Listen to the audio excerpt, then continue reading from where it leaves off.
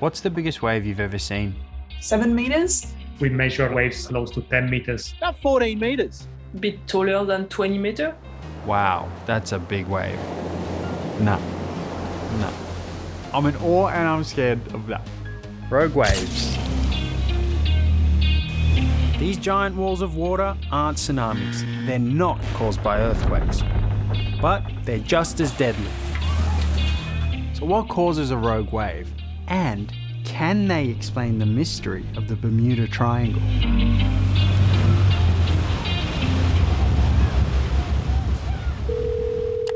Hi Justine. So you surfed a wave taller than 20 meters. That's about the size of a building. Were you scared at all? Were you nervous? Sometimes it's like scary afterwards, because when you see the picture and the footage, you're like, okay, wow, that was huge. But despite its mammoth size, this wave isn't considered rogue. Rogue waves are waves that are over twice the height of all the waves surrounding them. So if we have waves that are 2 meters high on average, a rogue wave is defined as something that's more than 4 meters high. That day, most waves were hitting around the 15 to 18 meter mark. So Justine's 20-odd meter beast wasn't double, wasn't rogue. Imagine calm seas, and then out of the blue, an 8-story tall wave. That's a rogue wave. It's the unpredictability that makes them so dangerous. There are incidents reported where a ship has been smashed by waves. The windows has been smashed out by the wave. The engine stopped, then the ship is in trouble. Rogue waves have been observed by mariners for centuries. They've seen these rogue or freak waves and reported on them as they've come back. But it wasn't until January of 1995 when we actually observed the first rogue wave. And it was observed at the Dropna oil platform off the coast of Norway.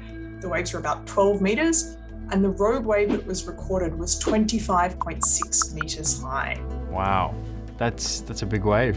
That's an enormous wave, and it's really the biggest rogue wave that has been recorded to date. So what causes rogue waves?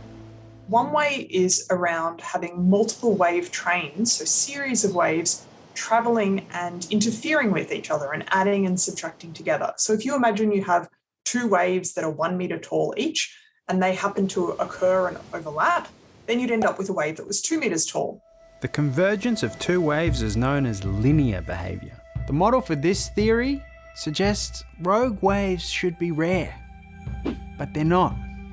So some scientists theorize non-linear behavior is also at play. In a nonlinear world, this wave will start to talk to each other.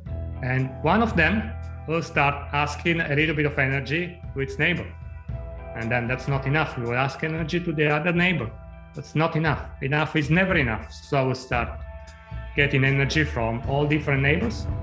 Non-linear models help explain chaotic systems, like how weather forms or how water can suddenly go rogue. And this phenomenon, which is basically an instability process, will occur very quickly and very quickly will disappear so that the wave field will go back to normality again. Meaning rogue waves are chaotic and hard to predict. So could these agents of chaos be the answer to the Bermuda Triangle mystery?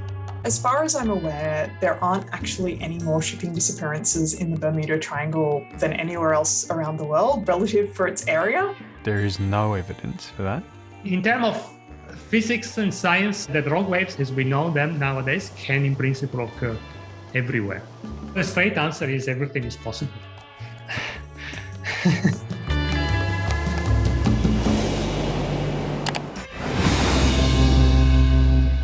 Thanks for watching. Check out more weird and wonderful videos here. And if you like our stuff on ABC Science, then please subscribe. See ya.